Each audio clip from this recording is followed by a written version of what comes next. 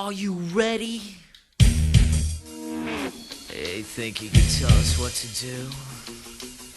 You think you can tell us what to wear?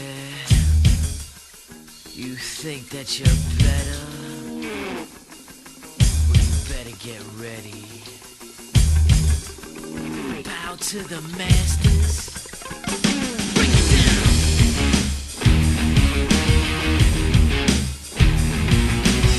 Degenerate into something fool. We just got tired of doing what you told us to do. That's a brace, boy. Yeah, that's a brace, little man. Break it down. Degeneration up. Welcome back, everybody, to the Squared Circle radio show, radio for wrestling fans, not smart marks. Lee, of course, with the King of Wrestling Trivia, Andy Evans, and we have with us this week very special guest. You may remember him from the live performance of WrestleMania 14 and, of course, SummerSlam of that year as well. WrestleMania, he did the rendition of America the Beautiful, which was quite controversial. He is former DX band member and now singing for his new band, Broke In. We have Chris Warren on the line. How are you doing, Chris? Hey, what's going on? How's everything? Well, pretty awesome. It's great to finally speak to you after seeing you on WWE TV sort of all those years ago. It's almost 10 years now, isn't it? Oh, yeah, it's probably, I haven't kept count, but it's probably around that time. It's been a while. I know that. It's been a while. Okay. It's definitely been a journey. If we move on to some of the questions that we've got together, first of all, obviously, you're most famously known for, in wrestling terminology, for the D-Generation X theme. How did WWE approach you to do that project?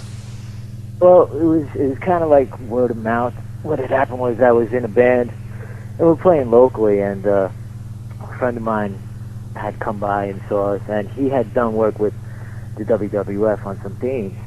And the guy who does all the themes over there, Jim Johnson, had asked him if he knew somebody who had this kind of style and whatnot, and he goes, yeah, actually Chris Warren. And he called me up, I gave him my phone number, called me up, and I had no idea what it was. He didn't mention, he said, hey, this is Jim Johnson. Somebody gave me your phone number, I'd like you to do some vocal tracks, and I was like, all right, sure. And he didn't tell me what it was for. He just gave me the address. I went over there, and when I got there, I saw a couple of wrestling pictures. It's like the headquarters, but they didn't have too much up. And I went in there, and he gave me some lyrics, did the lyrics, loved it, and that was it. Next thing you know, he called me like a couple weeks later. He's like, oh, this went over so well, everything like that, and we want to do it live. And I was like, wow. And I had no idea what I was getting, anything that was going on. I wasn't really familiar with the wrestling at the time and stuff like that, but he just all of a sudden, he said, wow, the song just went over so well, and they wanted to do it live. And I was like, sure, why not? But yeah, it was all word of mouth. That's how sometimes things happen, Cool. That's sweet. Now, you said that you weren't particularly up to date with the wrestling at that time. Had you ever watched pro wrestling prior to getting involved with the WWF? Actually, when I was younger, I definitely did. When I was a lot younger, and it was a little different back then. It wasn't as theatrical, I think, as it was when I started doing the theme songs, or even now. I mean, it's completely it's very eye-catching. They really go to the wall with all this production that they do. But when I watched it, it was like on over here in the United States, like Channel 9 at midnight, and I think Mean Gene Oakland and Jim McMahon were like the announcers at the time. It was pretty crazy. That's cool. It was interesting. Okay. You mentioned you didn't actually write the lyrics to the DX theme yourself. It was all sort of written out by Jim Johnston. Right. Did you, once the finished product was actually, Jim had actually mixed it all together and had a finished product for the song, did you, was it something that you actually liked, or did you like the way it turned out? I thought it, yes and no. I thought it was okay. I'm more into a thicker sound. It was a little hollow, but you know what? It's what worked, and that's I'm into more of a thicker sound musically. That wasn't so thick. And it worked out well, though. It worked out well, you know. I would have liked to have done something a little bit heavier, maybe. I don't know if it would have went over as well, but, you know, that's why they're the producers, and I just sing into the microphone. Now, you also did the themes for X-Pac and Hunter Hearst Helmsley, as well as the Superstars theme. Did you have any input on these projects, or was it, again, Jim give you the lyrics and you recorded it? Jim, when you go in there, Jim has this whole thing, you know, mapped out, what he wants, and, you know, you pretty much, he'll point you in the right direction. Sometimes you could add a little of your flair into it, whatever you have, and if he likes it, he'll use it, but he's pretty particular on what he wants. Like, he's a professional.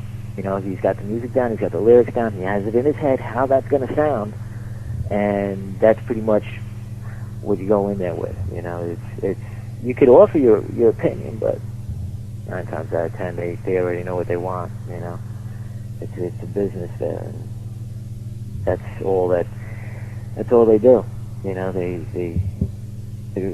amazing how popular that is. Amazing how, you know, just, I mean, for years, look back, for many, many years, it's been going strong to amazing corporation they got over there.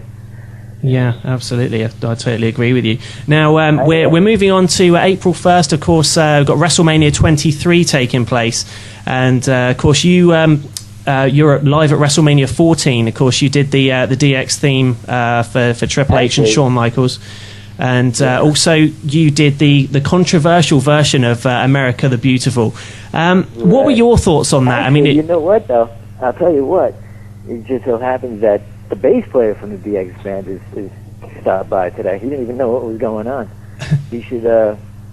He was part of the whole thing on how that whole band got together with the DX band. You know, they were a band that my old band had been. You know, we played in the same area, and Jim Johnson was actually looking for a band to do it, and I had mentioned them, and he said sure.